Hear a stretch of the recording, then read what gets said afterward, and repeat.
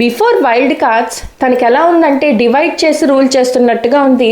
తను అందరూ పక్కన పెట్టి ఒక కే బ్యాచ్ సోకాల్డ్ కే బ్యాచ్ అంతా ఒకటైపోయి మిగతా వాళ్ళని పక్కన పెట్టినట్టుగా అనిపించి నబిల్ వాయిస్ అవుట్ చేసి నిజంగా పర్ఫెక్ట్ క్వశ్చన్స్ రేస్ చేశాడు. నామినేషన్స్లో కూడా వ్యాలిడ్ పాయింట్స్ పెట్టి అందరినీ బాగా క్వశ్చన్ చేశాడు.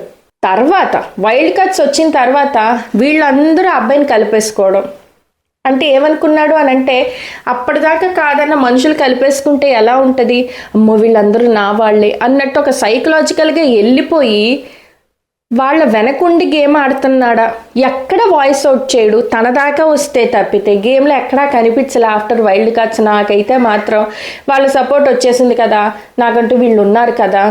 అండ్ ఇంకొకటి తను ఎక్కడ తప్పు చేస్తున్నాడు అని అంటే అండ్ వాళ్ళ ఫ్రెండ్స్ కూడా చెప్పారు, ఎలిమినేట్ అయిపోయి వచ్చి నామినేట్ చేసే వాళ్ళు కూడా చెప్పారు నీ గేమ్ బాగాలేదు, ఫైర్ లేదు రావాలి అని చెప్పి.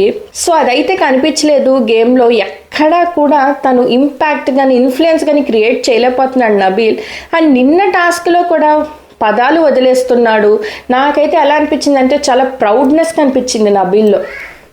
అంటే చాలా ఒక హై యాటిట్యూడ్, నాకేంటి అన్నట్టుగా, అంటే ఏది మాట్లాడినా చెల్లిపోద్ది, దాన్ని నేను కవరప్ చేసుకొని కోట్ చేసేస్తాను నేను తర్వాత షుగర్ కోట్ అన్నట్టుగా అనిపిస్తుంది ఈ నబీల్ గేమ్.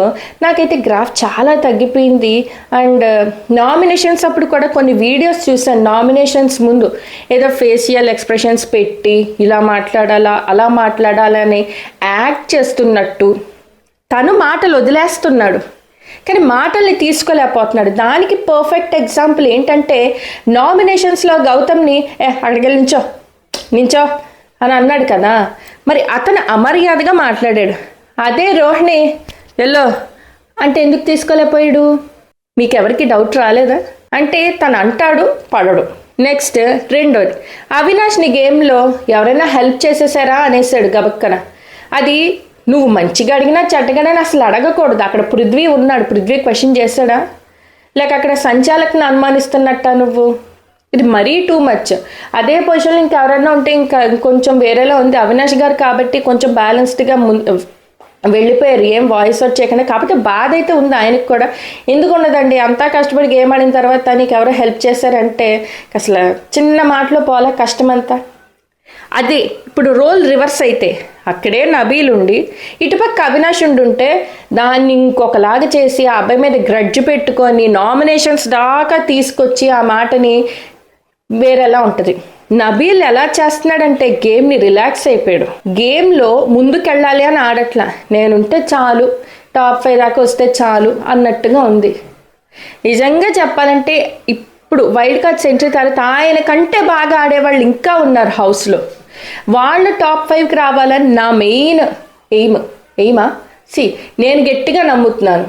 ఎందుకంటే ఈ నబీల్ కానీ విష్ణుప్రియ కానీ పృథ్వీ కానీ వీళ్ళందరూ ఒక సేఫ్ అయిపోయి ఏదో గేమ్ ఆడకపోయినా పృథ్వీ అట్లీస్ట్ ఫిజికల్ టాస్క్లైనా ఆడతారు. అతని యాటిట్యూడ్, అతని బిహేవియరు లేక మాటలు బాగా తప్పితే టాస్క్లు వస్తే 100% ఇస్తాడు పృథ్వీ. విష్ణుప్రియ నబీల్ అసలు విష్ణుప్రియ ఫస్ట్ నుంచి గేమ్ లేదు, నబీల్ ఫుల్ డ్రాప్ గేమ్. నాకైతే నిజంగా నబీల్ టాప్ 5కి డిజర్వింగ్ కంటెస్టెంటా. చాలా యాటిట్యూడ్, చాలా పొగరైతే బాగా కనిపిస్తోంది. పక్క వాళ్ళని చులకనగా చూడడం కనిపిస్తోంది. మేబీ సావాస దోషమేమో వాళ్ళతో చేరి ఇతను కూడా అలాగే మారిపోయాడేమో. ఎందుకంటే ముందు ఇలా లేడు ఇతను, తర్వాత ఇలా అయిపోయాడు. డౌటే, ఇంకా ఇలాగే ఉంటే డౌటే. ఇలాగే మాటలు వదిలేస్తూ ఇలాగే గేమ్ లేకుండా చేస్తే ఈసారి నబీల్ టాప్ 5కి డౌటే. సో నబీల్ గేమ్ ప్లే మీకు ఎలా అనిపించింది? నిజంగా టాప్ 5కి డిజర్వింగా? ఆయనకన్నా బాగా ఆడేవాళ్ళు ఉన్నారా? సో ఆయనకన్నా better performers, better contestants top 5కి వెళ్తే బాగుంటుందని మీరు అనుకుంటున్నారా? సో కమెంట్ చేసేయండి. మీ ఫేవరెట్ కంటెస్టెంట్ ఎవరో కూడా కమెంట్ చేసేయండి. నా ఛానల్ని సబ్స్క్రైబ్ చేసుకుని వాళ్ళు ఉంటే సబ్స్క్రైబ్ చేసుకోండి, లైక్ చేయండి, షేర్ చేయండి, కమెంట్ చేయండి.